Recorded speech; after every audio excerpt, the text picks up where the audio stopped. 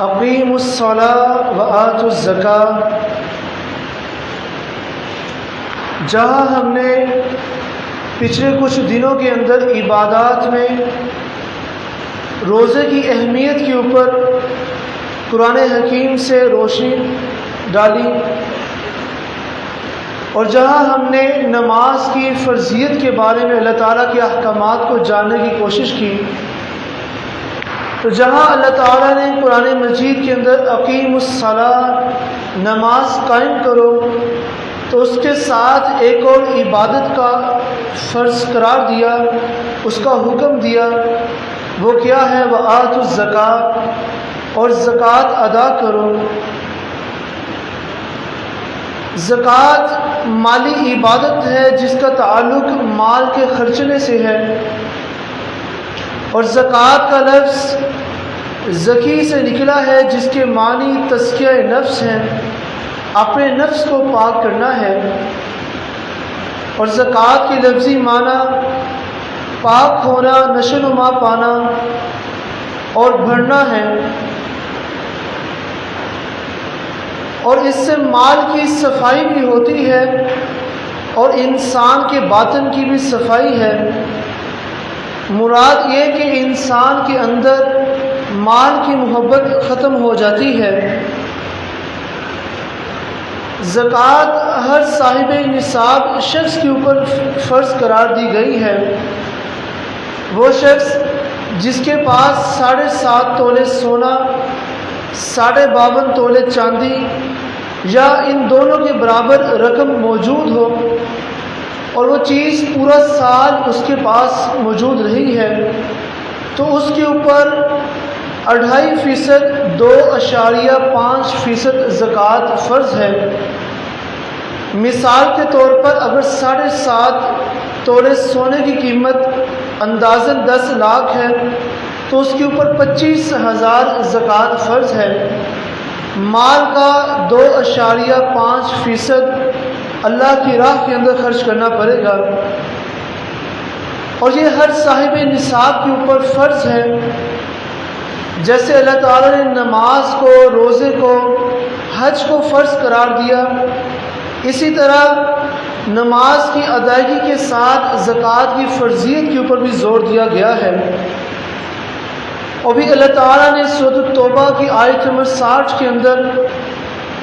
ہمیں وہ راستہ بتایا کہ کہاں پر زکوٰۃ کا مال خرچ کیا جا سکتا ہے۔ وہ 8 زکوٰۃ کے مصارف، جنہیں مصارف زکوٰۃ بھی کہا جاتا ہے، کہ کس کس جگہ کے اوپر زکوٰۃ کا مال صرف کیا جائے، زکوٰۃ کے پیسوں کو خرچ کیا جائے، اللہ تعالیٰ نے اس کی بھی ترتیب دی ہے۔ انما الصدقات للفقراء، زکوٰۃ تو صرف فقیروں، والمساکین اور مسکینوں کے لیے، والعاملین علیہا اور اہلکاروں کے لیے، والمؤلفۃ قلوبہم اور ان کے لیے جن کی دلدادی مقصود ہو، وفی الرقاب اور گردنیں چھڑانے کے لیے، والغارمین اور قرضہ اتارنے کے لیے، وفی سبیل اللہ اور اللہ کی راہ میں، وابن السبیل اور مسافروں کے لیے، فریضۃ من اللہ، یہ اللہ تعالیٰ کی طرف سے فرض ہے۔ سب سے پہلے نمبر پہ فقیر ہیں، معاشرے کے وہ لوگ جو انتہائی غریب ہیں، اپنی زندگی تنگ دستی کے اندر، غربت کے اندر گزارتے ہیں، اور انہی کے ساتھ دوسرے نمبر پر مساکین ہیں، مفلس اور انتہائی غریب لوگ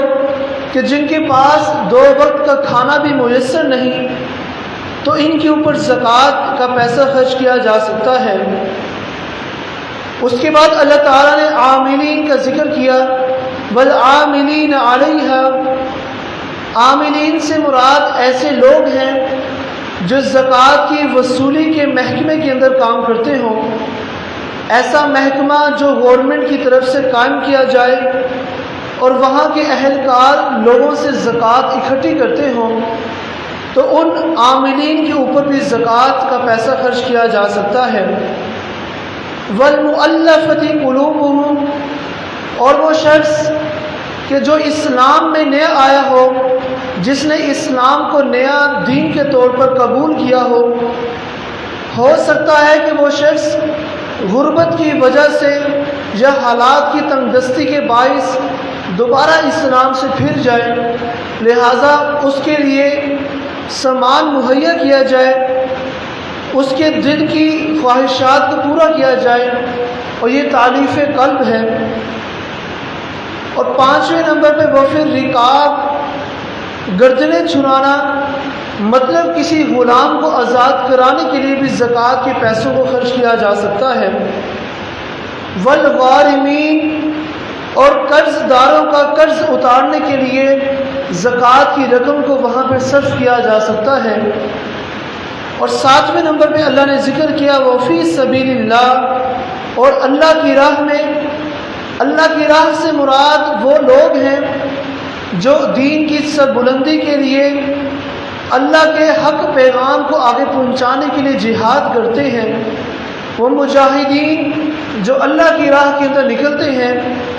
ان کے اوپر بھی زکوٰۃ کی رقم کو خرچ کیا جا سکتا ہے۔ اور 8ویں نمبر پہ اللہ نے فرمایا وابن السبیل، اور مسافر کے اوپر حدیث نبوی صلی اللہ علیہ وسلم میں ذکر آتا ہے کہ مسافر اگرچہ شاہی سواری کے اوپر سوار کیوں نہ ہو، لیکن جب وہ مدد کا مطالبہ کرے تو اس کی مدد کی جائے۔ ہو سکتا ہے کوئی شخص اپنے علاقے کے اندر، اپنے شہر یا ملک کے اندر صاحب حیثیت تھا، مالدار تھا، لیکن وہ دور دراز کسی سفر پہ گیا، راستے میں اس کے پیسے ختم ہو گئے، اس کا ساز و سامان اس سے چھن گیا، یا کوئی حادثہ پیش آ گیا، تو جب وہ کسی سے مطالبہ کرے تو اس کے اوپر بھی پیسہ لگایا جا سکتا ہے۔ یہ وہ 8 مصارف ہیں جن کا ذکر اللہ تعالیٰ نے خود قرآن مجید میں کیا ہے، اور ساتھ ہی اللہ نے فرمایا فریضۃ من اللہ، یہ اللہ تعالیٰ کی طرف سے فرض ہے۔ گویا کہ وہ شخص جس کے پاس یہ نصاب موجود ہے اور اس کے باوجود وہ زکوٰۃ ادا نہیں کرتا تو وہ اللہ تعالیٰ کا مجرم ہے۔ اللہ کے نبی صلی اللہ علیہ وسلم کے دنیا میں سے چلے جانے کے بعد حضرت ابو بکر صدیق رضی اللہ تعالی عنہ نے ان لوگوں کے خلاف جہاد کا اعلان کیا جنہوں نے زکوٰۃ کی ادائیگی سے انکار کیا تھا، اور حضرت عمر بن عبدالعزیز رضی اللہ تعالی عنہ کی خلافت کا دور 2.25 سال کی حکومت ہے، لیکن انہوں نے زکوٰۃ کا اس قدر بہترین نظام قائم کیا کہ لوگ اونٹوں کے اوپر زکوٰۃ کا مال لے کر گشت کرتے، آواز لگاتے، ہے کوئی زکوٰۃ کا مال لینے والا؟ کوئی گھر ایسا نہ تھا کہ جو زکوٰۃ کے مال کا مطالبہ کرے۔ آج معاشرے کے اندر غربت، یہ مفلسی، یہ بے روزگاری، اور خاص طور پر جرائم کا عام ہونا، یہ چوری ڈکیتی کی واردات، ان سب کی وجہ غربت ہے، اور غربت کو دور کرنے کے لیے زکوٰۃ، اس کا پیسہ غریب لوگوں تک پہنچانا یہ بہت ضروری ہے۔ اور اسی سورۃ التوبہ کی آیت نمبر 35 کے اندر اللہ تعالیٰ نے ان لوگوں کا بھی ذکر کیا کہ جو لوگ دنیا میں اپنا مال، یہ خزانہ سنبھال کر رکھتے ہیں، تو اللہ نے فرمایا قیامت کے دن یہ سونا، یہ چاندی، یہ ان کا خزانہ جہنم کی آگ میں تپایا جائے گا، اور اس سے ان کے چہروں کو، ان کے پہلوؤں کو اور ان کی پشتوں کو داغا جائے گا، اور کہا جائے گا یہ وہ مال ہے جو تم دنیا میں جمع کر کے رکھتے تھے۔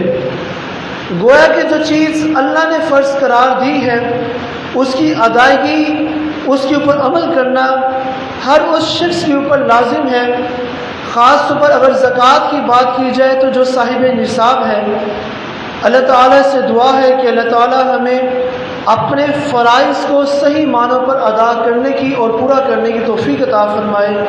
آمین۔ وآخر دعوانا الحمد للہ رب العالمین۔